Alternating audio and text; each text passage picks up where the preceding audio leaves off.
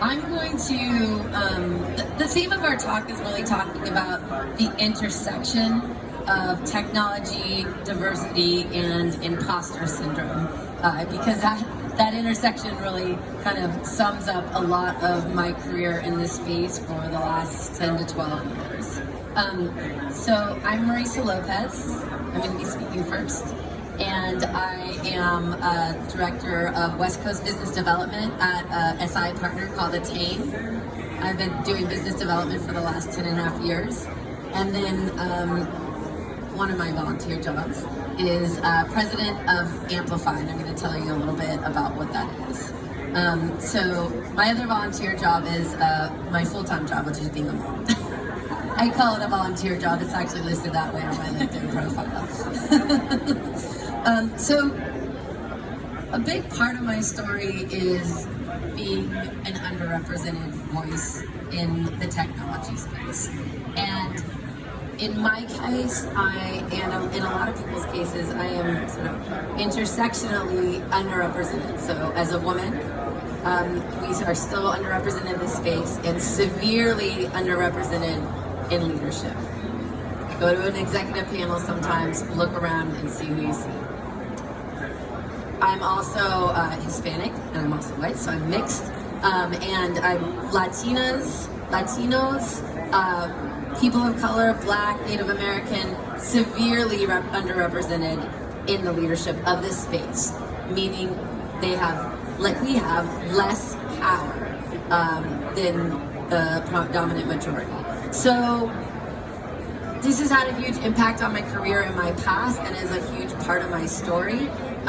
As part of this story, I became involved several years ago in an organization called Dreamforce. That was the first iteration of what is now Amplify. And the group was really started as a women in tech group. 5 or 6, 7 years ago, a very small group of folks, before there was this huge network of women in tech groups. It's hard to even imagine now that there was a time that there weren't hundreds of women in tech groups in the Salesforce space, because that's so far in the past. But I'm part of Amplify. I'm the president of Amplify. Many of you are familiar with our organization. This is Dreamforce last year. But we are a nonprofit organization with the mission of empowering underrepresented people in the technology space. And that means we do that through community building and leadership. And the reason I bring this up is, one, of course, I want everyone to get involved with Amplify. But two, coming to the place of being a leader in this space has been not without challenges. So a little bit about my story. I started in the Salesforce space 10.5 years ago, maybe 11 years ago. I was working I actually have a degree in master's in marine conservation and education. I was working in the conservation space, and I know a lot of people come into this space from other careers, right? So I started off in conservation, worked for one of the first 200 nonprofits to use Salesforce. And in 2008, we received a cash grant from Salesforce Foundation, which is what it was called then. And that was announced, and we got to make a speech on the same night that Obama was elected. So it's quite serendipitous that I just got to see him now. And, it was a huge celebration. I was in the room with a lot of like-minded people. It was my first real Dreamforce. We all went out till 2 in the morning and celebrated. It was a very glorious day. And at that time, I had this epiphany that it didn't take much to figure this out, but there is a lot of money in this space. I mean, I'm just gonna say it. There's like a lot of financial well-being, and coming from conservation, getting underpaid, no free drinks at the conferences, no this, no that, no swag. I was really, really shocked by what I experienced at Dreamforce, and also saw a huge opportunity for financial stability for myself and my daughter, because I've since have been supporting her on my own. So turns out I was right about that vision. This space has given me the financial stability that I need as a single mom. And I've been super successful in terms of business development, right? But that is not without a lot of challenges. I went through many years of being underpaid, not understanding what other people were getting paid, overworking, a lot of personal stress, And it's taken me a lot of time to get to this point where I am now, where I'm privileged enough and established enough in my career, where I'm able to reset my priorities. And now it's more about, is my, work-life balance, okay, maybe that one, it's great. But am I living, in a way that I want to? Am I promoting the values that I want? Am I contributing to help empower other people? And am I looking for leaders who lead other leaders? Something Obama just talked about. And am I building the skills that are really important to me? So I'm really happy to be in this space now. I've had to be brave to get here, and I feel like I still have to continue to be brave, and I have to exercise this brave muscle. So Rachel's going to talk about this a little bit, but when we were preparing for this session, I happened to be rewatching the entire Breaking Bad series for the second time in a row a couple weeks ago, and binge watching it. And I told Rachel, I said, it's like we have to break brave, right?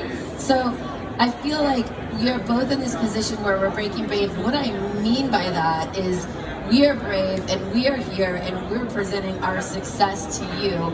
And there's lots of bright and shiny stories here at Dreamforce of how wonderful everyone's doing and how wonderful the technology is and all the great things. But if you break that down, and I think we all know this all too well, what actually goes on behind the scenes and that tremendous amount of rejiggering and struggling and hurting and building your network and all the things that go into coming to that place where you can show a very polished version of yourself is really quite involved. So that's our new little term. Just so you know, I'm showing a couple different pictures of our Amplify community. Many of you are part of this community on these slides. I just have some fun pictures from our event last year that I put up here. Sorry about the pixelation. And I wanted to give, what I'm going to ask you to do today is get involved with this. So I'll come back to this at the end. But we boldly set up this really awesome text to engage feature for us. So I would encourage you right now to pull out your phone. Some of you already done this yesterday. You do not have to make a donation, but we would really like, if you were interested in getting more involved in our movement to change what that leadership layer looks like, what the picture is there, and help get the education and do the community building for yourself or for other folks, please text Amplify, AMPLIFY, to 94069, and we will capture your information. All right, Rachel, let's hear about your story.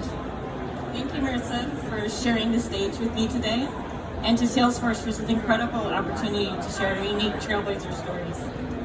I actually have a background in fashion design. I'm a tie designer, so it makes perfect sense that I'm speaking at a tech conference, right?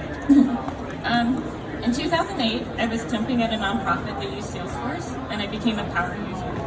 In my next role, I was excited to learn that they had a Salesforce team. I knew I wanted to make the leap to admin, but I wasn't sure how to get there. I knew on paper that I was a tough sell, but I pitched myself to the team leader anyway. Though there was no open role at the time, she remembered me a year later when there was, and I officially became a Salesforce administrator. That taught me an important lesson about being brave, not perfect, as Reshma Sajani would say. Always apply, even if there's no job listed.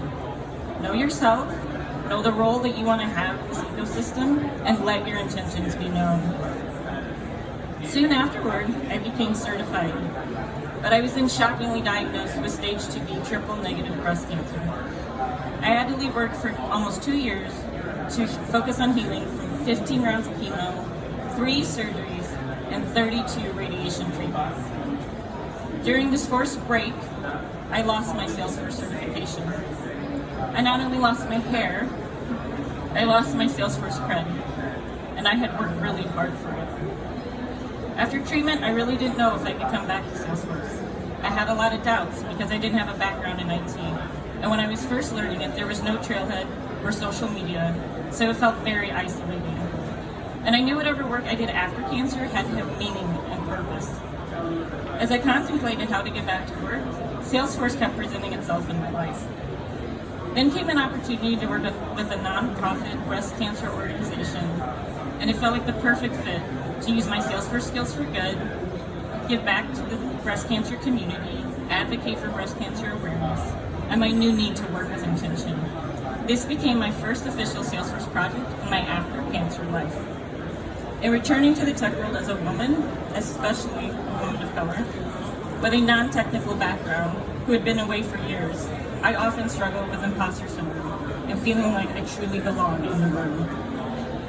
Cancer is also the gift that keeps on giving. I still struggle with the ongoing effects of chemo brain, which are focus, thinking, and memory issues that can occur after treatment. My mind and body is not what it was, and honestly, I hate it sometimes. Coming back into Salesforce without certification was tough. It was frustrating to keep explaining to everyone that I was certified and why I now wasn't. As I re-entered this world, I could not have fully come back without the love and support of you. Shortly before Dreamforce 2017, I noticed a call out from Dreamforce in the Power of Us Hub for website help. Thinking it was a small project, we all know it wasn't, I reached out to Jace Bryan, who's become my wingman in Salesforce advice. What I didn't know at the time was that Dreamforce would soon become the nonprofit Amplify, and we needed an entire rebrand. Dreamforce was only a few short weeks away, and I thought, surely they don't want this land. Be careful what you wish for. During their 2017 breakfast, I heard the inspiring story of Jessica Murphy, who showed me that regardless of your background, you could have a career in Salesforce.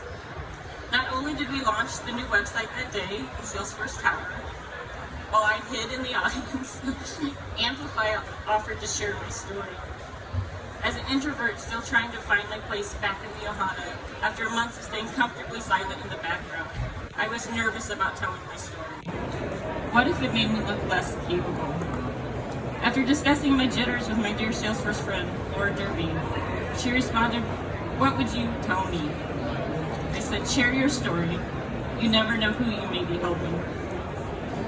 Exactly 4 years from the day that I was diagnosed, which I truly believe was not an accident, I was honored to be the closing speaker at the Amplify Dreamforce event last year. Speaking in public for the very first time, I stood in my truth, and I braved honestly sharing my survivor story. And I reclaimed that day. Afterwards, so many people came up to me and emotionally thanked me and shared their very personal stories of being impacted by cancer. For that, I could never thank them enough. At last year's World Tour LA, I was honored to become a Golden Hoodie recipient, where the incredible Marisa and Jin Bo actually flew in for this amazing moment in my life. Aside from my fiance, all of my cheering section were women Salesforce user group leaders. That representation was intentional.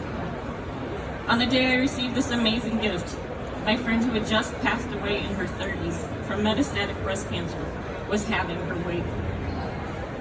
I was there physically, but my mind and heart were elsewhere. And honestly, I was just trying to keep it together. I had this entire inspirational speech memorized, but everything I was so delicately trying to hold together inside came rushing out in tears in front of over 1,000 people watching. Suddenly, the survivor's guilt hit me. I thought of the magnitude of this moment as a breast cancer survivor, what it meant to be back at work after treatment, all of the breast cancer survivors I had known and lost, and all of their families who had lost them.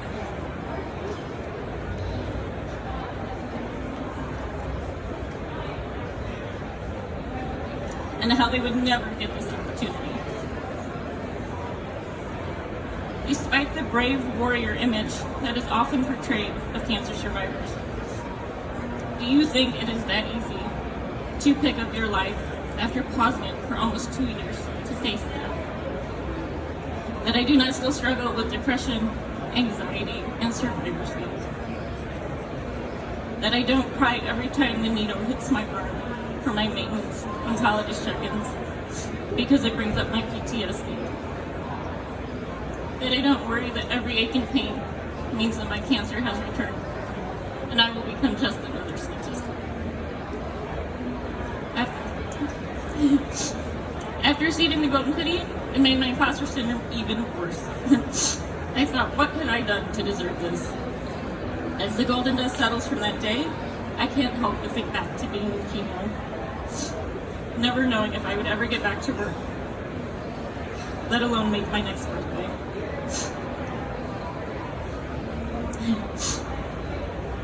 Work was the last thing on my mind.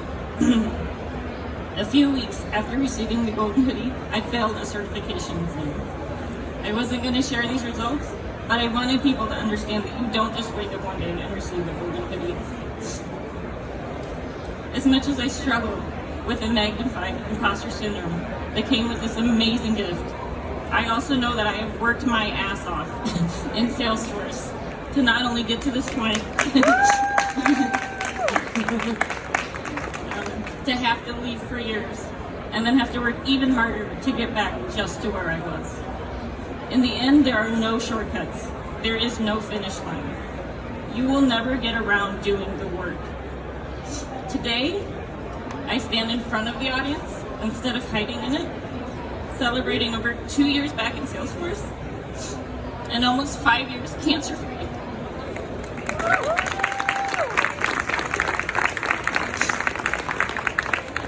With the support of the Trailblazer community, I know I am not alone. They not only cheered me on as I got my admin certification back, but I've since gained 3 more certifications, including passing the nonprofit cloud exam. Now I have an incredible job at Slalom, where I get to consult with nonprofits. I volunteer with Amplify as their LA leader. During my breast cancer treatment, I even used my sewing skills to create the Park Puff seatbelt pillow for patients worldwide. And I'm so happy to be able to get back. If I've learned anything through my journey, it's that tomorrow is never promised. So in sharing my story, I hope to show other underrepresented voices in tech to not let anything get in your way, especially in the face of adversity.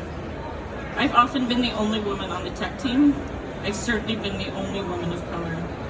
Remember, you can't be what you can't see. Representation matters. So embrace your imperfectly authentic story, whatever it may be, because it's what makes you truly unique. Fun fact, my tie was recently worn to the Emmys, and I just shipped my very first Australian Park Puff order. When I see all of the incredible ongoing accomplishments in the Trailblazer community, I can't help but wonder if I'm doing Salesforce the right way. Ultimately, I realized how many tie designer, seatbelt pillow maker, golden hoodie recipients are there. I think you're the only one.